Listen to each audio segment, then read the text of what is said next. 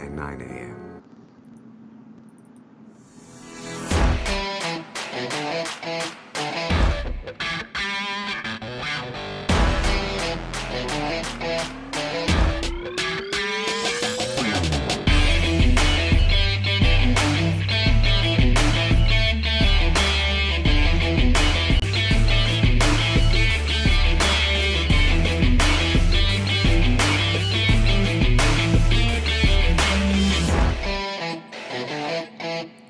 Good morning, everybody, and Happy New Year to everyone. It is January 2nd, Wednesday, 2020. Yes, that's right. This is our first show of the brand new year. Did not have the privilege of being with you New Year's Day. I was too busy in my Three Stooges marathon. That does not end at midnight. That does not end at 3 a.m. for me. That goes on for 3 straight days. So, without further ado, I would like to welcome in my co-host in 2019 and once again in 2020. So, without further ado, welcome Mr. Rhode Island, the mayor of Rhode Island, Mr. Mike Debate. Mike, how are we doing today in 2020? La la la! Happy New Year, my friend. 2020, amazing. Just simply amazing. And yes, Ian did allude to it. He was knee deep in his Three Stooges marathon. I myself was celebrating with Numanium at the top of that little restaurant that overlooks Times Square. And Newman booked Christopher Cross. This was amazing. It was really good. And it was, a fun bad by all. But, he didn't have a whole lot of ice, and he ran out of folding chairs. So that was a big surprise. But a lot of balloons thanks to Kramer. So I think everything was good. Well, like I said, we are in the year 2020, but Mike's internet has gone back to the year 1920. So you're going to have to bear with us while we deal with some of the connection issues, because that Rhode Island internet, you got to get that infrastructure working. I don't know what Curt Schilling did to your state, but you guys got to figure it out. And just like that, Mike is gone. So we will try to work through the technical issues as he deals with cutting in and out here. So for all of this. Okay, all right. Welcome back. Welcome back. you must have been cursing for like 30 seconds straight, because I think the FCC just bleeped you out. So yeah. So we're gonna. Yes, I actually was. Yes, this is definitely. Yeah. Okay. Oh man. Okay, just making sure, because I was blaming Curt Schilling for your internet issues there in Rhode Island. So we got an exciting show today. We got 2 shows left this week, Thursday and Friday, and we got 2 days of games coming up. You really should blame it. It is 38. We might have to try to figure this out, because we're off by like 20 seconds. Everyone listening is probably like, "What the hell are we talking about right now?" Can you hear me fine now? Are we good? We good? We clear? Coming in A-okay? Yeah, I'll take that as a no. So, as soon as Mike gets back with us, we will jump into this. But Saturday, we got the AFC. The Patriots are, I'm still getting used to it myself. The Patriots are hosting the Titans, and the Texans are traveling. Or I'm sorry, the Texans are going to be hosting the... completely blanked on it. Here I am trying... The Buffalo Bills, that's right, another team that doesn't often make it to the playoffs. I'm trying to figure out how to get Mike back on the line here, so you're going to have to bear with me, folks. We're going to preview these games. We're going to talk about some of the coaching hires, and maybe we'll touch a little bit on the NFC Championship, or the NFC playoff games, which will take place on Sunday. We will give our picks tomorrow at the end of the show before we jump into the weekend and watch some entertaining football. So, Mike, how does it feel about the Patriots playing on Wildcard Weekend this year? And that deafening silence, I'm guessing, is going to be saying, "Oh yeah, no, really." The thing is, the Patriots obviously had an opportunity to clinch up their 10th straight first-round bye, but failed to do so. They will now be playing in Wildcard Weekend, so they're going to have a very formidable opponent in the Tennessee Titans, as the Tennessee Titans have been coming in red hot. Obviously, ever since the Ryan Tannehill quarterback change, they've just been one of the better teams in the league. I mean, let's face it, from quarterback play to rushing, Derrick Henry is averaging 150 yards a game the last 6 or 7 games. So this guy is it's a scary matchup for the Patriots, and I'll be interested to see what they do to try to combat the the Titans running game and their very efficient passing game because, again, Ryan Tannehill came on, he played really well, ended the league with the highest passer rating in the league. So it'll be interesting to see how the Patriots adapt after a very lackluster performance. So assuming he's here, I'll try to get his opinion on it. Michael? Are we there, Michael? Oh, yes, I hear him think we're breathing on back. the other I end. think, yes, the resurrection has happened. Yes. All kidding aside, folks, thank you so much for putting up with my very, very poor 38 Studios responsible internet up here in the Ocean State, the smallest state in the union. But I am back, it looks like. I am so happy I think because we've got everything taken care of. Well, I was sitting here thinking, all right, well, I'm going to have to talk a lot. And I'm looking at the clock. I'm like, all right, I'm 2 minutes in. I'm already running out of things to say. So thank you. Thank you, Mike, for joining me. I'm a little bit behind myself without my coffee this morning. So I appreciate it. Anytime, my friend. It is always great to join you here. And yes, I did hear, I was able to hear everything that you were saying. You mentioned Ryan Tannehill and you mentioned the New England Patriots and the difficulties that come with playing on Wildcard Weekend. And look, it's an embarrassment of riches for Patriots fans. I think a lot of people are looking at this. I know Patriots fans are treating having to play on Wildcard Weekend like it's a 1-in-15 season. And, it's completely inaccurate when you take a look at the fact that there are probably about 28 or 29 other NFL franchises that would absolutely just chomp at the bit to be where the Patriots are right now. But alas, they are playing on Wildcard Weekend. They're hosting the playoff game, and this Tennessee Titans team is formidable. You mentioned Ryan Tannehill and what he's meant to that team. Derrick Henry has been an absolute force. Not only is he a power runner that's difficult to tackle, but he's also fast. He's quick. He's got a big burst. I think one of the best, if not the best, running back in the NFL right now. They've got talent on both sides of the ball. I think their defensive talent sometimes is overlooked by how prolific their offense has been. But this is a defensive team that can make stops. And Adoree Jackson, who's one of their better cornerbacks, has not played since December 1st. He's been a full participant in practice the last couple of days. If he plays, that could help to shore up some of their difficulties on defense as well. So this is going to be a tough matchup for the New England Patriots. However, that being said, the Pats are definitely coming off of a bitter taste, a bitter loss to the Miami Dolphins. They're upset. You can see it on the practice fields this week. This team is definitely not ready to give up and fold up tent like a lot of people were suggesting up here in New England. I think this is going to be the game of the weekend. This is going to be a very good one in Foxborough on Saturday night. Yeah, look, we're not going to give our official predictions until tomorrow because we're going to leave you hanging here a little bit. We're going to try to dangle that piece of chocolate out there for you. So, get a little bit of a nipple, but then we'll give you the full thing next week or tomorrow. And that's what she said. So I've been watching a lot of The Office the last couple of days, so you're going to have to bear with me. Yeah, I heard about the Three Stooges. I don't know if anybody caught that was definitely good. Yeah, my good friend was knee deep in Three Stooges. And in case you didn't hear my my New Year's Eve plans, I was actually celebrating with Numanium. Yes, absolutely. And it was good. He booked Christopher Cross. It was a fun time. Nice. He ran out of ice, though. He ran out of ice and folding chairs, which is amazing to me. Well, but a lot of balloons. Foolish. He had a lot of balloons. Kramer brought the balloons, so everything was good. But all kidding aside, Happy New Year, my friend, because I don't know if you heard that before, but just in case you didn't, great to join you in 2019 and looking forward to bigger and better in 2020. So yes, awesome stuff. That's right. And again, if you're just tuning in, we had some technical issues earlier where Mike just could not stop cursing, so I had to mute him.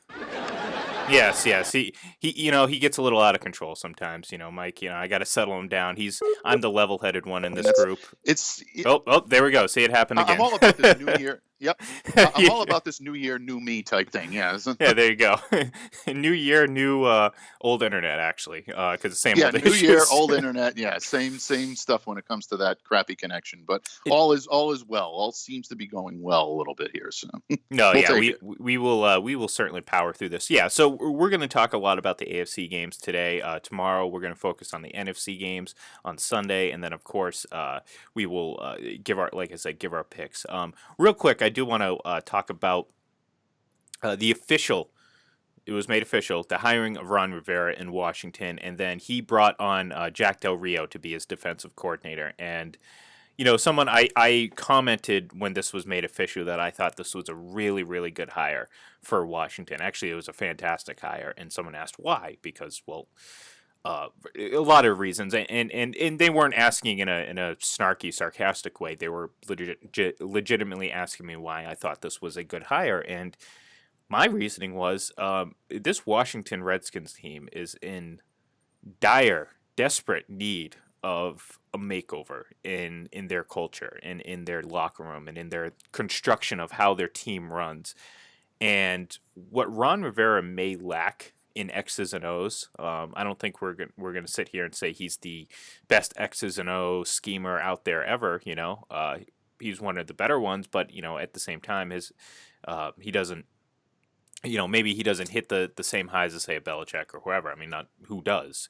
But what he lacks in that X's and O's, he brings in character, and he brings in leadership. And, he walks into a room and he commands respect from his players, and he gets it. And the players do respect him. It's not forced. It's something that they easily come to a realization that this guy carries a lot of weight, and you have to listen to what he says. And he's a guy who will be straight up with you. He'll tell you how he's thinking, and he's not gonna sit there and let you get away with a bunch of nonsense and whatnot. So from that standpoint, I think this was a fantastic hire for a team that, I mean, really has been pretty much the same for most of my adult life. I go back to watching them spend a bunch of money to go get the Adam Archulettas of the world and go out and find that just putting together a bunch of talent doesn't necessarily mean that you're going to be a good team, and Washington has been a prime example of that over the years. So they have some talent.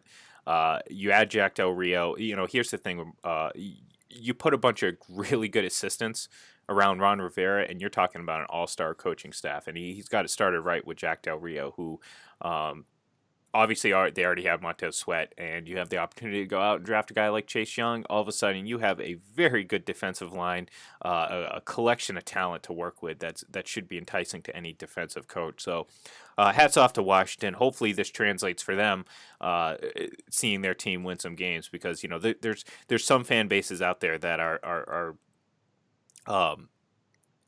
more dedicated than others, and I think that's safe to say. And I think Washington is one of those wildly obsessed fan bases that will live and die with the Redskins, and they certainly deserve a chance to see them win a few games and not go through the year after year of failure and overspending to win 4 or 5 games. So great hire for the Redskins, and I love it.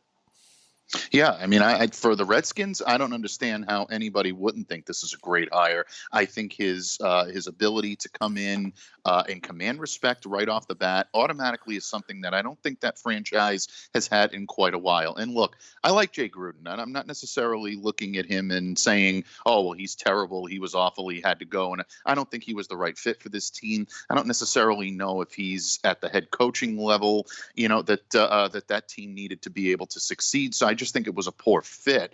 But ultimately, I love what they did bringing in Rivera. I think bringing in Del Rio to run the defense is definitely a smart move. You mentioned Montez Sweat and maybe the possibility of drafting Chase and all of these guys that can come in. You already know. I mean, you bring Jack Del Rio in through the door, folks. That's a 4-3 defense. That's his specialty. That's his forte. As a matter of fact, I think he's already come out and said he's switching the Redskins, who played primarily in a 3-4, that he's going to come in and play a 4-3. He's going to be very aggressive, and this is what he wants to do in terms of loading up, stopping the run, and developing a very, very formidable defensive front. So I think from a Washington standpoint, I think this is a great hire, and I think that they definitely hit it out of the park on this one. I think what a lot of people are questioning is why Rivera would jump at the chance to work for Dan Snyder when other jobs might be open, like maybe the Giants job or Carolina. Well, obviously Carolina. No, I'm sorry about that, folks. 2020 still clearing the cobwebs, but I was actually going to say Cleveland as opposed to Carolina. That just Freudian slip there, folks. But the Giants job, the Cleveland job, I think a lot of people were looking at as possibilities for him. Even the Dallas job, although we have no idea what's going on there, and talk about a mess. I just don't understand what is happening there at all. But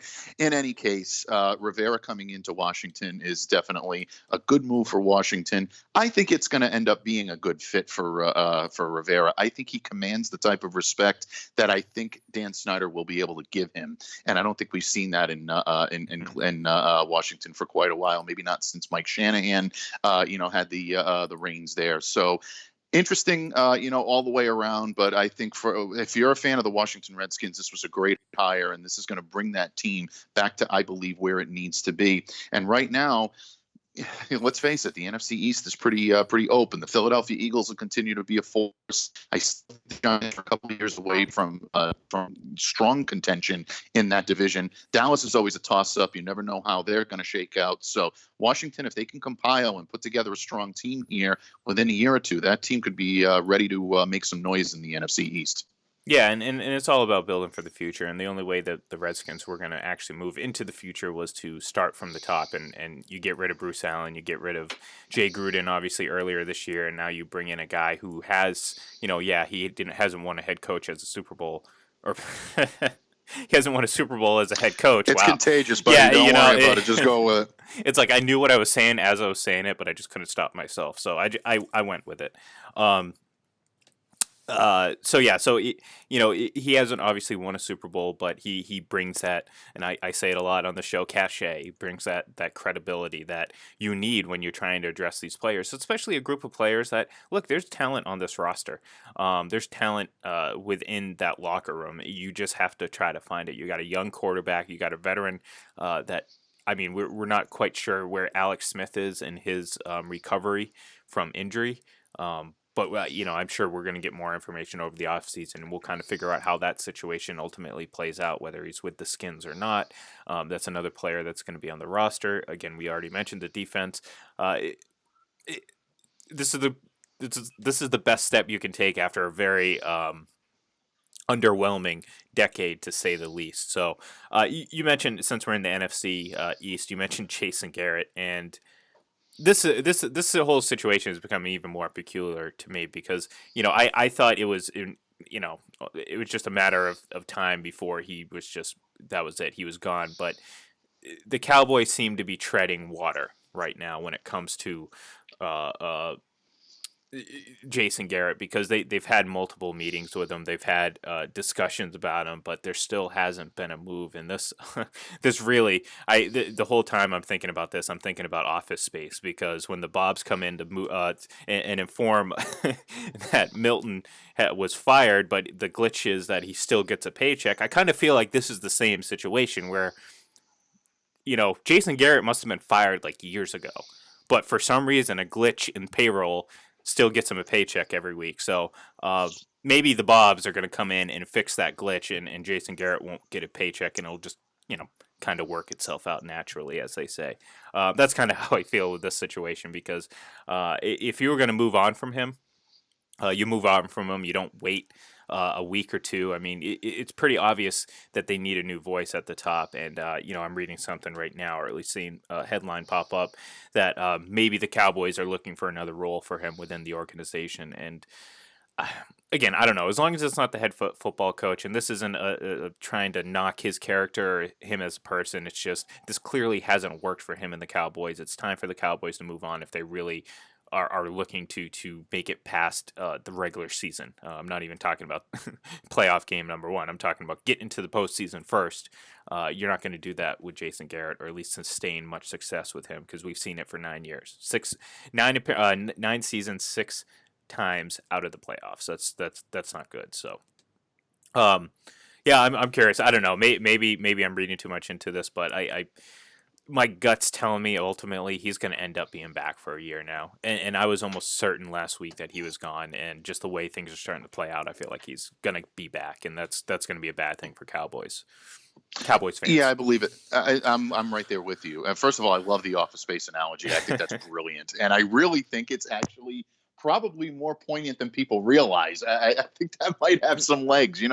Look, you want to talk about what the glitch is? The glitch is Jerry Jones. I mean, there's Yeah. obviously a very, very close relationship between Jones and between Jason Garrett. And look, the last thing in the world that I'm going to do is start to sour or make fun or poke at that relationship. However that works out, people have described it as almost like a father-son type relationship. Look, I would never get in the middle of that. But bottom line, you need to do what's best for your football team. We see it all the time. You and I see it in New England all the time. These guys make decisions. I mean, the Patriots are facing a very difficult decision on probably the prodigal. I wouldn't say the prodigal really, because he never really abandoned anybody at all. That's bad choice of words on my part. But the golden child of the franchise.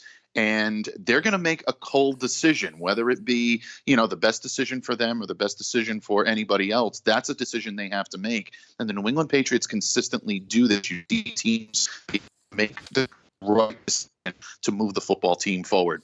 When it comes to the Dallas Cowboys, for some reason, they haven't been able to do that. And look, I don't know Jason Garrett personally. I mean, I know what I've seen, on the field and the product that the Cowboys have put out on the field.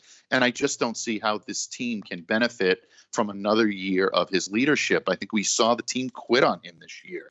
And, that's sad because there is a good amount of talent on the Dallas Cowboys roster on both sides of the football. And I think they should have been the NFC East champions this year. The fact that they're not, and they're not even in the playoffs, is a concerning thing. And to me, it begins and ends with leadership. So, I'm a little surprised by what's going on here. If there is a situation where he does end up coming back in another role in the organization, and then they try to pick up the pieces and move forward with a head coaching change, then maybe that's the answer. I don't know, but at this point, it's a bad look. It really makes the franchise look like they're very indecisive, that they're very poorly run. And that's not something you're used to seeing out of the Dallas Cowboys for a number of years. Say what you will, back in the 90s, they put together teams that just consistently clicked and won, and they were able to do it on the talent of who they had out there on the field. So, we'll see. We'll see what happens in Dallas. But right now, just not a good look and not a good situation. Yeah, I mean, look, there's plenty of time. We're not even to the first weekend of playoff games, so there's going to be plenty of time for them to figure this whole mess out. Before we shift over to the NFL playoff games, I do want to mention, and I would be disappointed if I did not mention it, that of course yesterday former NBA Commissioner David Stern passed away after suffering a brain hemorrhage. I think it was on the 16th or 17th of December, so a couple weeks ago. He's been in intensive care since, and he passed away yesterday, and. You can all you got to do is look on Twitter, look at the tributes pouring in, the comments made by former players, executives, coaches, who have you, anyone involved with the game, and anyone who hasn't been living under a rock for the last 20 or 30 years, while he was at the reins of the NBA, realizes how important he was to growing the game that we know today. He had obviously a strong hand in growing the international game. He oversaw the addition of, I believe, 6 new franchises to the league. It's a tough loss because I think in a lot of ways commissioners, and a lot of the times it's very well deserved, get a lot out of the brunt of the frustration of the fans, and not every commissioner is built to handle that type of criticism or position. I think we rank commissioners very similarly in terms of who we think are effective and who we think are kind of just robots and all that stuff. David Stern certainly was not one of them, and it's a tremendous loss for the NBA community. As yes, he had obviously given up the reins of the commissionership. However, he was still very much involved in the everyday operations of the NBA in some capacity. So. Obviously, thoughts and all that to the Stern family and all that, and the NBA family in general, because, again, tremendous loss, great pioneer for the game of basketball, and, he will be remembered very positively as the years go on, for sure. Yeah, it's true. I mean, he really was. You hit the nail on the head in so many respects, my friend, and definitely It's a loss. It's a loss for the NBA. It's a loss for the sports world. I mean, Stern really set, I think, the template for what the modern commissioner in professional sports needs to be. He was very hands-on. He was very active with the players. The players trusted him, and there was a lot of. I mean, he had some detractors. I mean, I'm not going to sit there and say that all the players had nothing but glowing things to say about him, but for the most part, he commanded a good amount of respect. He was the commissioner that ushered in the new era in the NBA. Magic Johnson, Larry Bird had laid the groundwork to be able to resurrect the NBA from where it had been, which if you want to think about where the NBA was just a couple of years before Magic and Larry and David Stern took the mantra and took the baton and carried it for the NBA. Their NBA Finals was on tape delay, and it was shown past prime time, late at night, when nobody really cared. If you wanted to see an NBA playoff game or a Finals game, you had to stay up pretty late and watch it on tape delay. That's amazing. I can't even imagine that now. For those out there who want to done. know what tape delay is, Yeah, exactly. Go look at an for our encyclopedia. young millennial listeners that have no idea what tape delay is, it took place earlier on in the day, and you had to watch it like hours after the game was completed. Can you imagine with social media now if that was actually the case? Look, no one would watch.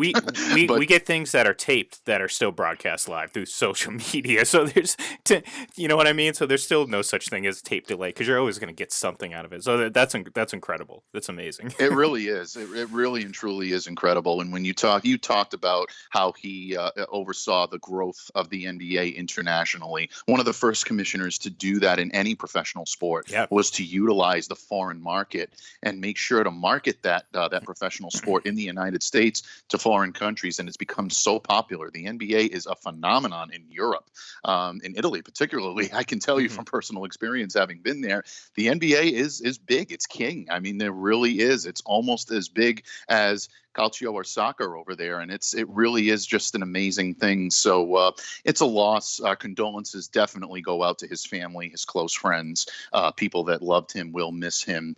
They're feeling the loss, and to lose someone at a holiday especially is definitely a difficult thing. So that's really the most important thing here. But the mark that he left on the NBA and professional sports landscape as a whole is indelible, and it won't be forgotten anytime soon. So rest in peace, Mr. Stern, and thank you for all the contributions that you've given to the NBA and allowed us to be able to be fans for all these years. Yeah, and I'm sure we will in the future get some pretty entertaining or at least informative documentaries and stories about his life, because again he was that important to the sport of basketball and their growth to what they are today. And again, you mentioned the international thing, and just look at the NFL. Look at what they've done the last 10 or 15 years, especially under Roger Goodell. Again, I'm not trying to give him credit. I'm just saying the focus on trying to build the brand and grow the brand globally is you can thank David Stern and the NBA for that, because again, like you said, they set the trend, they set the standard when it comes to that. So yes, once again, I felt like we definitely had to bring that up. So I do want to get back to the wild card games, because we are going to focus on the AFC. We're going to start first with the Bills and the Texans, because of course that is the first game of this Saturday afternoon. So 4:35 NRG Stadium.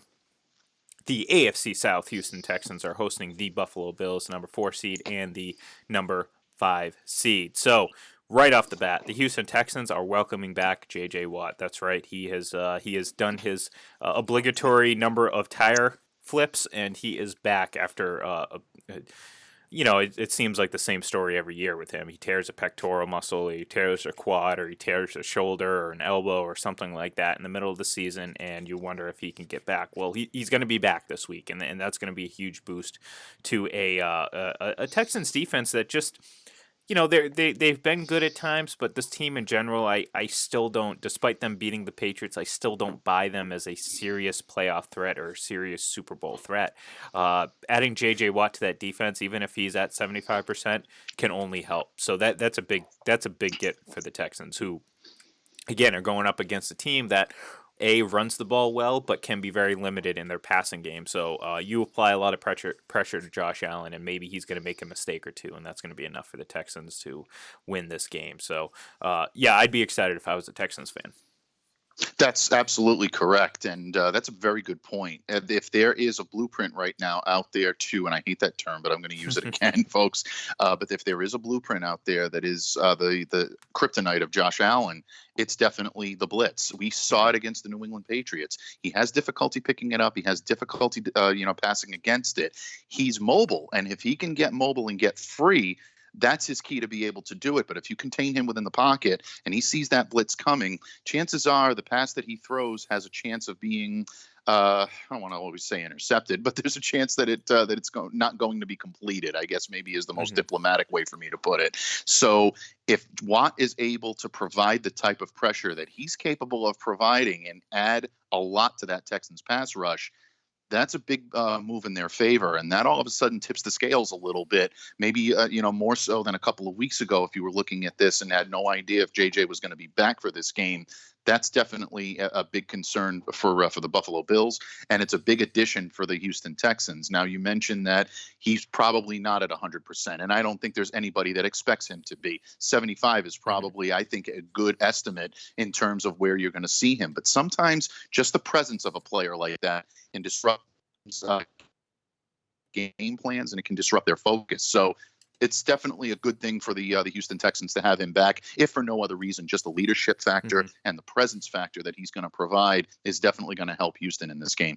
Well, look, Buffalo is certainly the stronger defensive team. They're giving up nearly 100 yards less per game. Right. 100 fewer yards per game than the Texans, and again, we know what the Buffalo Bills are. They're a very good defense. They're arguably one of the top 3 defenses in the entire league. So we know what that strength is.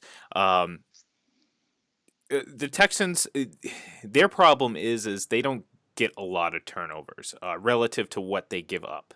So they're 500 right now, 22 takeaways, 22 giveaways. So that gives you very little margin of error.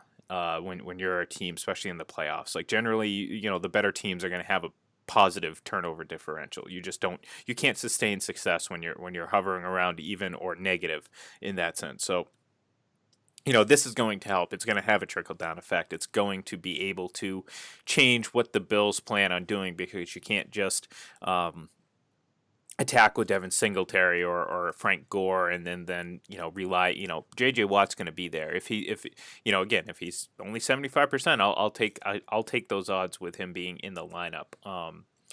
Just because of the talent and the effect that he can have on this game. And you have, obviously, Whitney Merciless is there as well.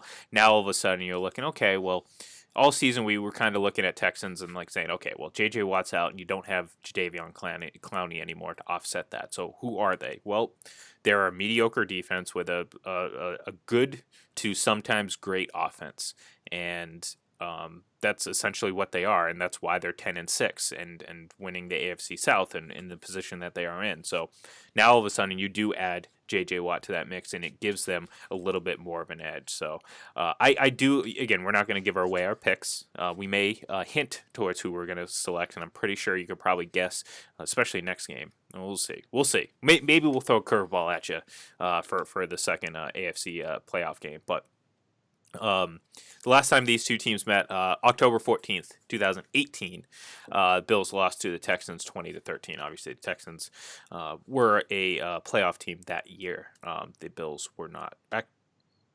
Were they? No, 2017 they were a playoff team, correct? Am I talking myself out of this? I'm not too sure. Mike? You there, Mike? Michael? No. Michael, I think. Oh, no. Okay, all right. I was just going to say Michael. Again, yes. Michael? Yes. I was just they came in with the electroshock treatments, and they electroshocked me back into coherence. No, you're absolutely right. 2017 was the Bills' last playoff appearance. They did make the playoffs that year, dropped the game to the Jaguars, and last year they did not qualify for the playoffs in 2018. So they're back after a 1-year hiatus. Yeah, so Texans, that was the last time that they met. So they have not met this season. So it's going to it's going to be interesting to see how that plays out. Obviously, the X factor for the Bills, in my opinion, is Josh Allen, who are you going to get? Are you going to get the guy who just plays well enough to win, or are you going to get the guy who's going to make a couple extra plays? Is he going to make that big run on 3rd and long where, maybe he goes through his progressions and no one's open and he has to take off and run and get that first down? Is he going to make that play? You know what? Actually, I started that as more of maybe I didn't want you to answer that question, but I actually think I do want you to answer that question.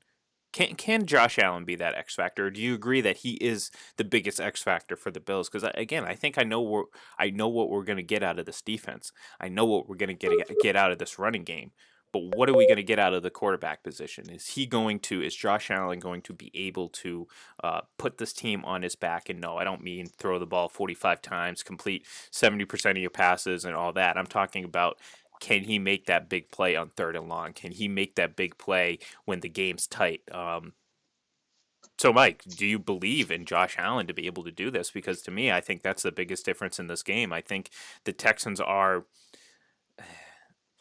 I don't even want to say that they're better, because I think they have a better offense. They have more house recognizable talent in terms of who's on their team. Deshaun Watson and obviously J.J. Watt and DeAndre Hopkins, so on and so forth. Will Fuller is a big aspect of this offense for the Texans, but I don't even know if I want to say that they're the overall better team, because I think the Bills' defense is so good. However, I do think Josh Allen has to be the X factor for this Bills team for them to win. So, do you agree? I agree 100%. 100%. I think that the X factor in this game is Josh Allen, because that's going to determine. You mentioned about the Buffalo Bills defense. We know they're going to have schemes and they're going to devise situations that are going to put Deshaun Watson in difficult situations. Deshaun is a very good quarterback, and I expect him to make plays. I don't expect him to make as many plays as he has against some of the other defenses he's faced, because Buffalo is that good. And I believe in the Buffalo defense, and I know they're going to have a good game plan in place to be able to contain him, or at least slow him down. To me, it's going to be whether or not the Texans defense with J.J. Watt in place, and you mentioned Merciless, and you mentioned some of the guys that they have in the secondary.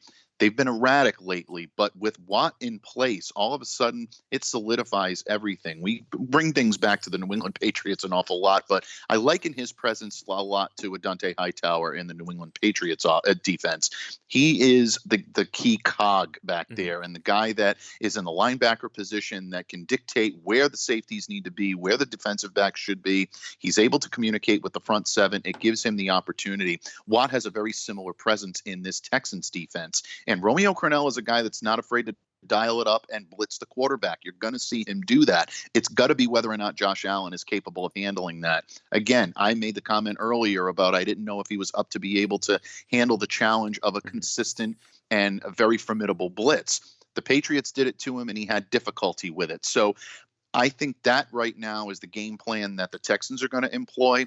It's going to be whether or not Josh Allen can make some adjustments. I believe he's got it in him to be able to make those adjustments. Whether or not he does it on the field on Saturday is a different story. So this is going to be a very key, point to anyone watching the game. But I think you articulated that perfectly, and I couldn't agree more.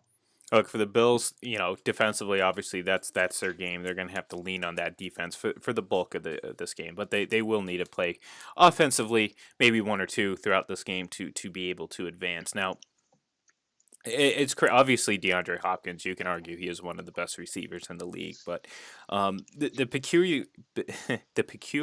I can never say that word, but yet I always try to say it at least once a show, and I don't understand why. In fact, this is the second time I've tried to say it in this show, and I just keep putting shooting myself in the leg. I'm pulling a Plaxico here.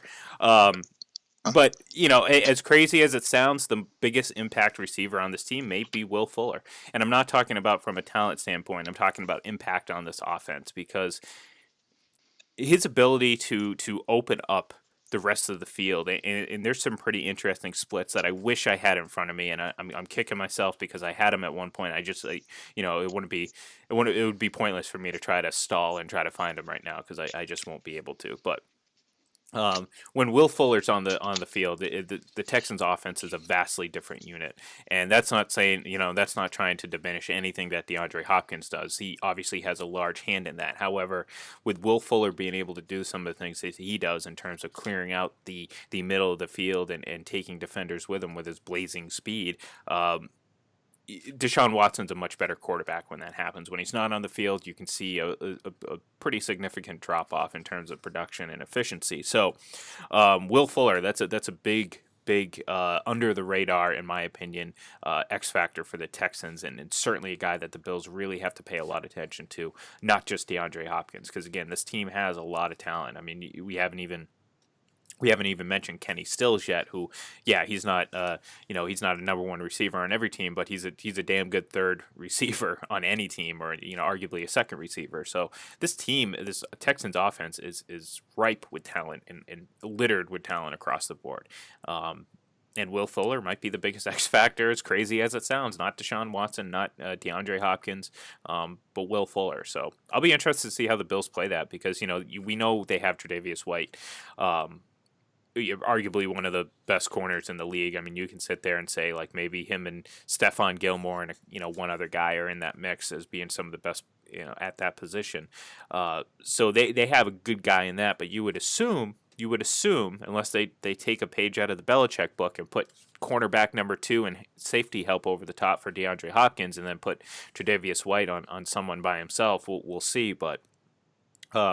The matchups in this game are just very intriguing with me. I'm very curious as to see how Buffalo is going to play this in particular, because I feel like they're going to have to be a little bit more strategic in defending this team and competing against the Texans.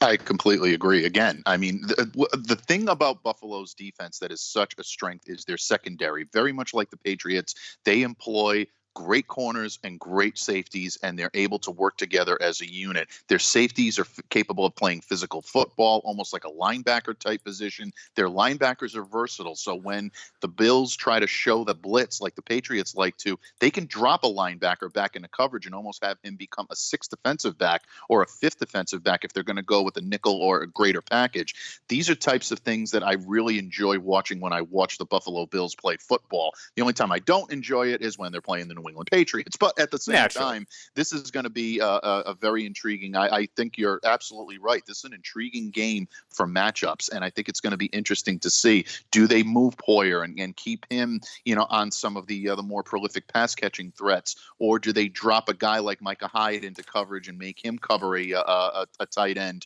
We mentioned Will Fuller. I think he is going to be a big factor in their offensive strategy, meaning the Texans. So this is going to be interesting to see how the Buffalo linebackers, how their front 7, and how their secondary is going to be able to play against a quarterback like Deshaun Watson. It's going to be very, very interesting to see this team move forward. So this is going to be I think Saturday is going to be a very interesting day in the NFL, AFC, matchups galore. And this is going to be, really, really good. I think you have 4 solid football teams that are so evenly matched on both sides of the ball. It really is. I think both games are toss-ups, and I think it's going to be a really fun day of football to watch. Yeah, and that's leading us into the nightcap here, the New England Patriots hosting the Tennessee Titans, and we knew last year that the Patriots obviously squandered an opportunity to have this weekend off, and it is what it is, and now they're going to have to face a very, very formidable Tennessee team, and this is a team that we've actually talked about, or at least we've been talking about the quarterback, or I've been talking about the quarterback for a while, the last several weeks, because you can pinpoint his ascension to the starting role, excuse me, as the turnaround for this team, and that's exactly what it's been. So don't be fooled by the 9-7 record. This is not a 9-7 team. This team scored the 4th most points a game in the entire league. They have one of the best running backs, and lately, over, like I said, I mentioned at the start of the show, over the last 6 weeks or so, no one's rushing better than Derrick Henry. So you add in Derrick Henry, you add in Ryan Tannehill, who over his 12 games this season, 2,742 yards passing, 22 touchdowns, 6 interceptions, and a league high 117.5 quarterback rating. You can, again, we can sit here and debate the validity of passer rating all we want, but you look at the passer rating and you look at everything else, every number that we see, every eye test that we can look at, and you'll say, okay, that's pretty legit. Ryan Tannehill has been that good, and arguably, if maybe. Maybe he started the whole season like this. He'd be right there in the midst of the MVP race. But for now, he's leading a team that's playing great football. They're running the ball well. They're playing pretty good defense, and they got guys that are producing. Whether it's Derrick Henry, wide receiver AJ Brown, or Ryan Tannehill, this is a scary, scary team, especially for a Patriots team who, if you're going to talk about their weaknesses on defense, and they do have some, despite only allowing 14 points a game this year. They have trouble stopping the run. let's be honest here. And Derrick Henry poses a very serious threat for this team. He does, and there were a couple of factors involved in that. First, the myth that the Patriots have had a lot of difficulty stopping the run, and I do understand what you're saying, man. And you take a look at the eye test, and it's been situations where big backs have run for bigger yardage against the Patriots. The Patriots are 6th in the league at stopping the run. That's not terrible. And people, I think, can I clarify real quick? I'll say the combination of running the ball traditionally and the ability for the or for the quarterback to also pick up yards is the biggest problem. Very good distinction. Yeah, so I should have been a little bit clearer on that, because traditionally, just straight up, if you just have a running back and a stationary quarterback, this is a pretty good run defense, but that extra element of the quarterback being able to also take off and gain some yardage is really what hurts the Patriots. So, sorry, go ahead.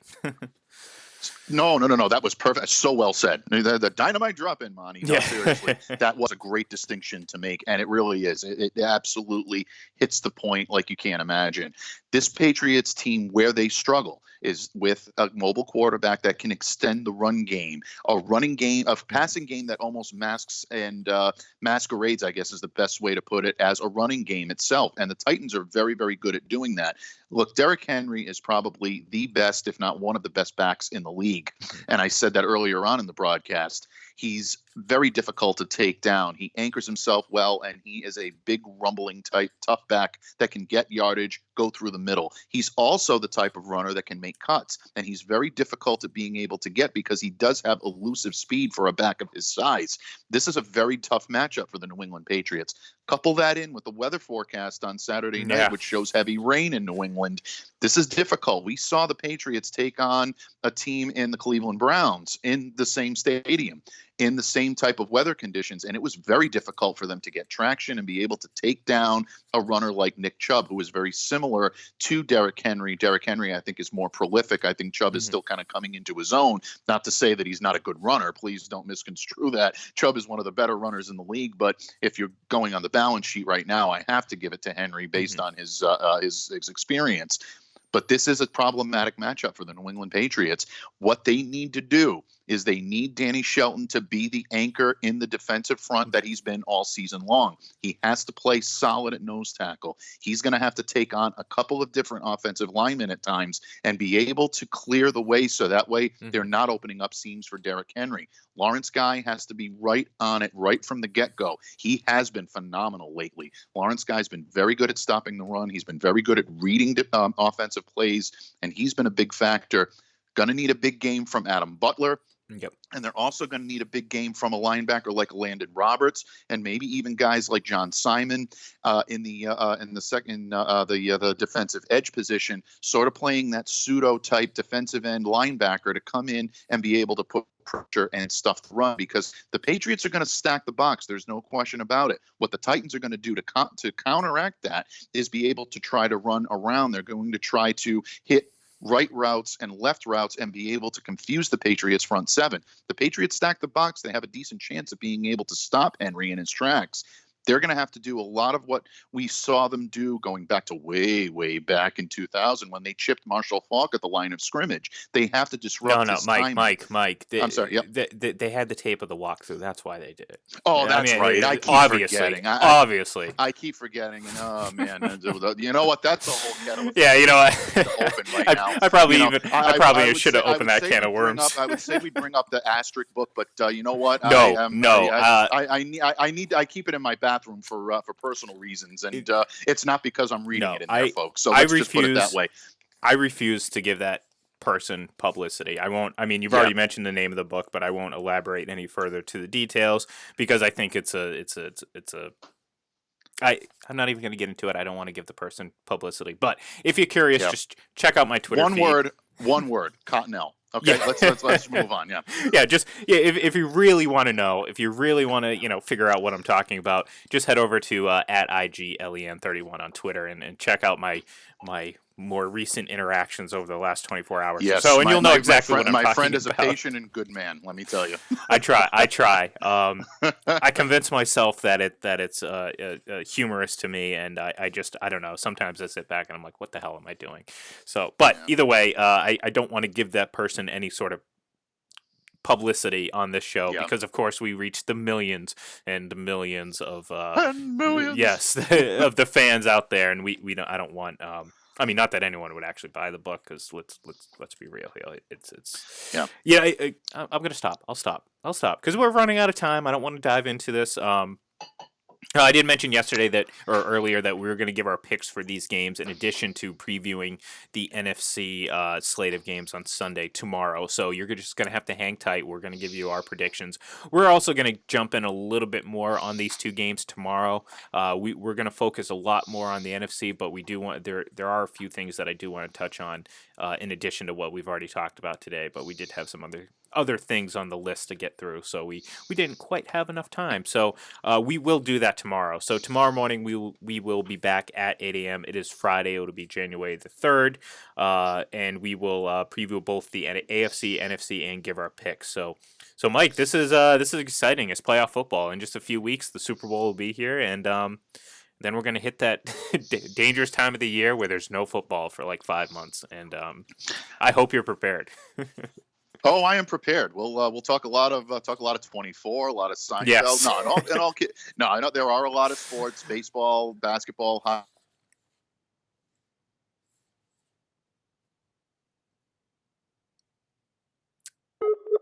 Yeah. Oh. And Mike was cursing for those last 15 seconds. So yes, I'm sure you said very heavily, folks. I heard there's other sports like basketball and hockey, and that was it. But no, I'm going to assume what you were trying to say was, of course, we will be covering all those sports. And if we did more than an hour, we would likely get to those sports every day. But you gotta give the fans what they want. The fans want football, and right now we are football is king, and football is in the prime spot right now. So again, folks, thanks for tuning in. We will be back tomorrow at 8 a.m. sharp, or shortly after, depending on when we get things rolling. But join us 8 a.m. tomorrow on Full Press Radio, on Sportscaster. In the meantime, follow us on Twitter at FPC Radio Live. Of course, you can follow me. I already mentioned it, but I'll say it one more time, at IGLEN31. And of course, you can follow Mike on Twitter. It's at MDABATEFPC. And go ahead, check it out. And we love interacting with you folks. So until then, we will see you tomorrow. Have a great